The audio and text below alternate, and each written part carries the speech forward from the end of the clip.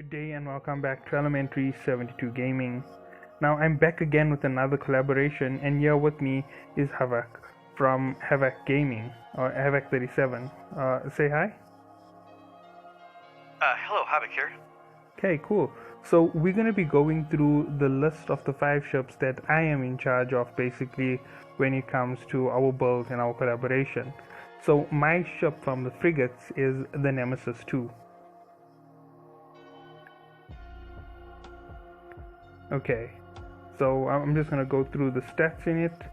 So the Nemesis 2 is a covert ops ship, and as you can see, it has a 99% reduction on the power grid need for large torpedoes, minus 50% cloak device reactivation delay, and a minus 100% device lock delay.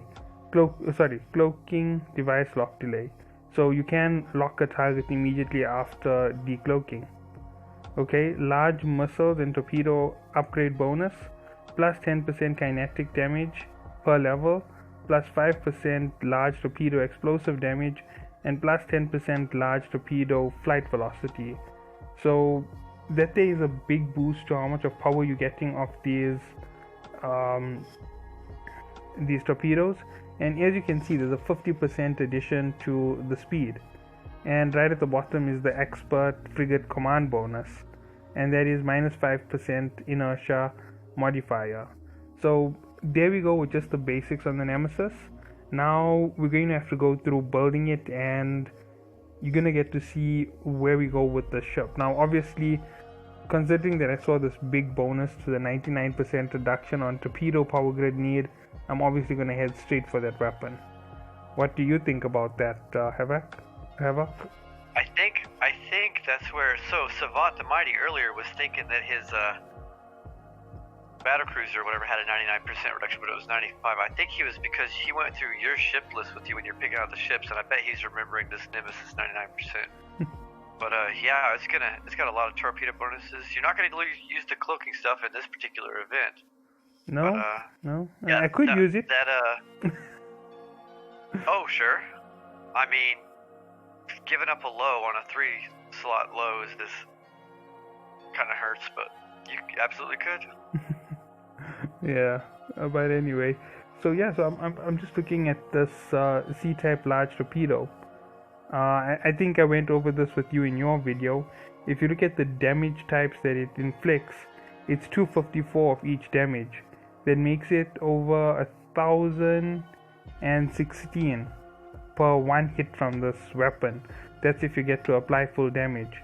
And when you times it by 3, that's 3,048. So 3,048 DPS, 48 damage and per hit. And that's before the ship damage bonuses and the skill damage bonuses. And if you count that in, that's just like a massive hit to the ship already. And then there's the velocity increase. I wonder what the alpha's actually going to be once you get it all fit up. Think it'll make 9k? No. Dang. The You'll be up there though, and you're only fighting frigates. Yeah, the DPS will be enough to rip through most of the ships that we are going to go up against. And with the assault, the breacher assault and the punisher assault, the advantage they have in these types of combat is that activation time on the damage control. So considering the amount of power I have here, if I can activate my weapon perfectly every 14.4 seconds, they finished. If I can just get 2 perfect hits. So the frigs, the Condor's afterburner, the Punisher went afterburner. I'm Michael Warp Drive, so I'm Bloom to catch the torpedo in the face. And what was wasn't there one more? Frig? It was everyone. Punisher? Breacher? Yeah, he's afterburner. Oh yeah, the Breacher. Ooh, did he? He went Mike Warp Drive. Yeah, and then Condor's afterburner. So yeah, the Breacher.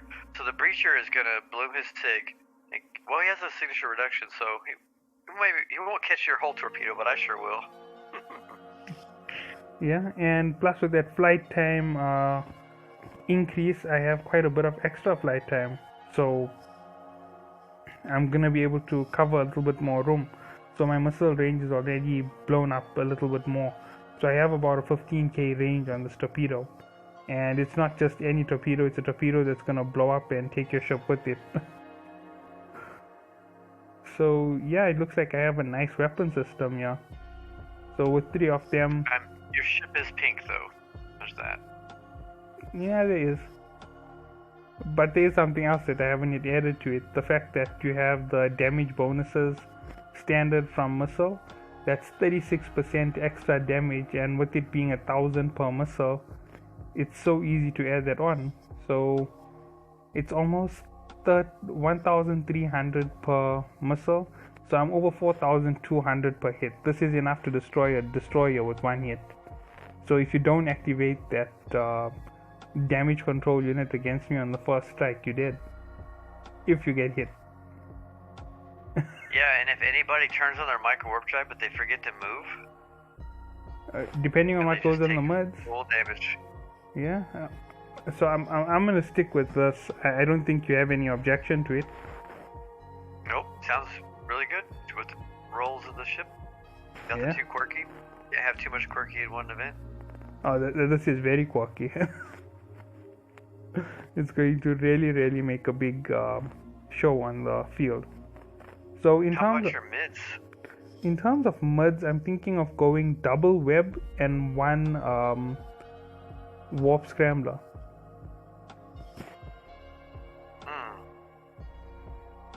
Because you only need one warp scrambler, and the moment it hits them, their micro warp drive goes offline. So that's gonna take care of your hound, and it's gonna take care of the breacher. So both ships won't be able to escape me. And I also have that massive advantage with the firepower, so I don't have to worry about expanding the power of my weapons, to be honest. Oh, as far as like a painter.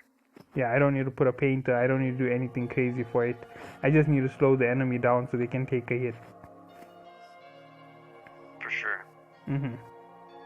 Okay, so what do you think? That's gonna work perfect, or would there be a better fit, considering everything that we've gone through in the day?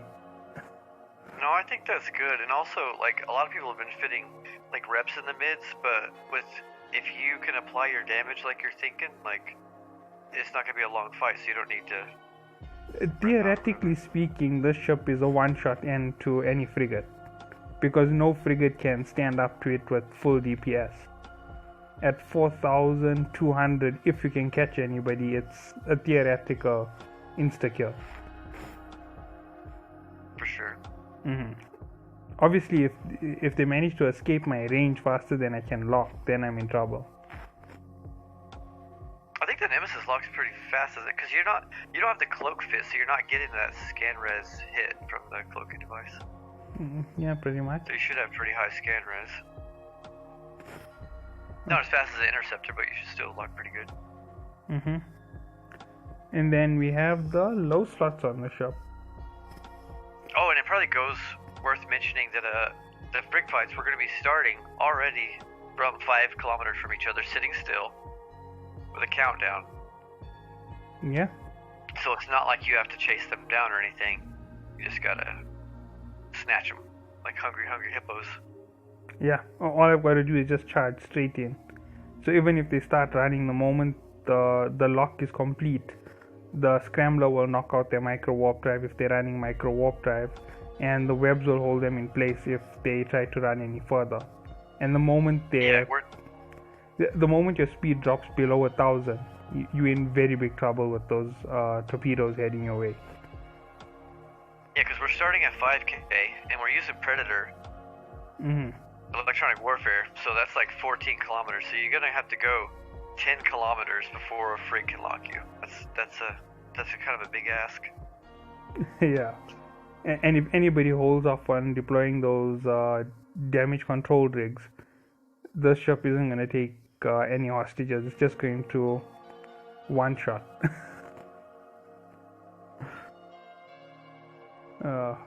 It looks like it is that much of firepower. Well, that's just the theory on it, and we still haven't yet even touched the low slots as yet. So depending on what we throw in there, it's gonna make a big difference to the actual fight. What are you thinking about on your lows? I'm thinking afterburner, a shield booster, and a ballistic control unit. Yeah, that'd be nice. The ballistic control is going to burn for 44 seconds with the test server's max 555 skills. Yeah.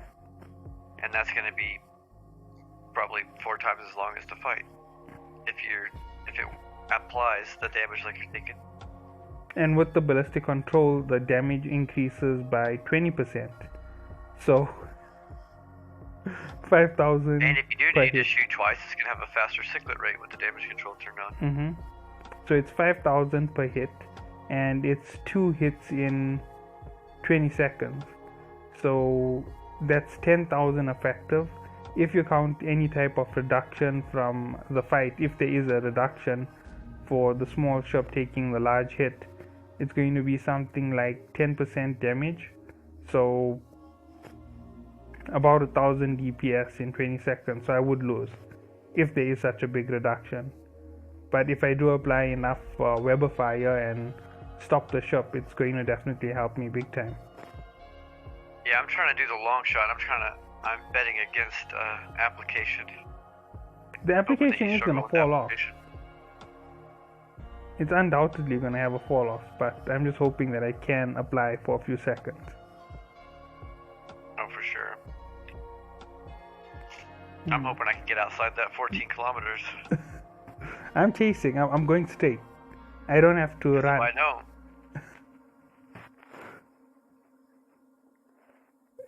Everybody is counting on that breakaway speed, but they never ever count the approach speed. I think 2 of the guys are doing go forward with afterburner. Yeah. So you're gonna go in and they're just gonna come right into you as well. So you guys are just gonna hug each other with scrams and webs, and we just get to see the game do all the calculations of who died. Yeah, that's gonna be a really beautiful hit. And even if I die, it's gonna be a beautiful explosion either way. Even if I die, there's a chance they'll die after me. Oh, missile flight time. That would be funny if like in flight one, they both go. No, we have to look at the kill mails, look at the timestamp, or do you just call it a draw? Go again. It'll end up in the exact same thing if we do make a draw. So yeah, that's going to be. Oh sure. Win, lose, or draw? I prefer to lose. Yeah, you probably feel a little bit of pressure, like, because you put this on or whatever, and then you just beat up on all of your guests, collaborators. You feel kind of bad. No, so it's probably good really. to give them a win or 2 here and there. It's PvP, and I'm a really ruthless PvP player generally, so I don't mind showing it off a little bit if it's something this friendly, because nobody's gonna see as me being vicious. But after that, the people will be a little bit more scared about pushing the hornet's nest. I'm on the other side of the spectrum. I'm a really friendly PvPer. I'm a person who people don't think is that dangerous. Like, I had a Dremel pilot try to blow me up in my my Drake, and then he just took 2 hits, and you just see him running away. Dang. He decided he didn't want none of that Drake, huh?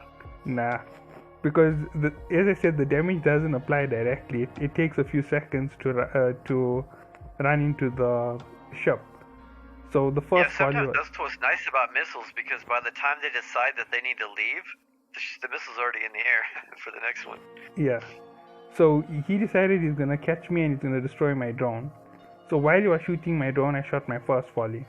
My second volley launches and he takes the first hit, and it like knocks out all of his shield. The second volley lands and it knocked out all of his armor. And the third volley was just about to launch, and he just starts running, and you just see a micro warp drive out of there. Not micro warp drive, I mean warp out of there, because he knew his ship was about to go boom. Yeah, he was puckering on that one. Definitely. That's an expensive ship. And he had full speed because I didn't get to web him down, and I applied over 1000 DPS to him from 4700 theoretical DPS. Was medium missiles? Medium missiles. Man, that's pretty good. I can't apply with medium missiles for crap. Well, I guess the Dramio doesn't get the signature radius reduction like the interceptors that I was trying to apply to. Yeah. So that's probably the difference. And I run a target painter and double webs, so I blow up their signal. The signature radius is huge. Okay, yeah, so that's where the difference is on that part. So now there's rigs on the ship that we need to go through, and it's a 3x3 if I remember correctly. It is. So I'm all about defense, so I'd go 20% extra shield bonus per rep, a reduction in capacitor, and an extension on the shield field. That's adds to your buffer, shield amount. Yeah. It's gonna effectively give me not quite a lot, but just a little bit extra. It's gonna give me a chance to get off that second volley, and I'm hoping for someone to panic when they see the second volley hit. Yeah, give that shield rep time to make that cycle. In terms of engineering, I'd like to go auxiliary thruster all the way, so that the missiles have the best advantage in case anybody tries to run directly into them.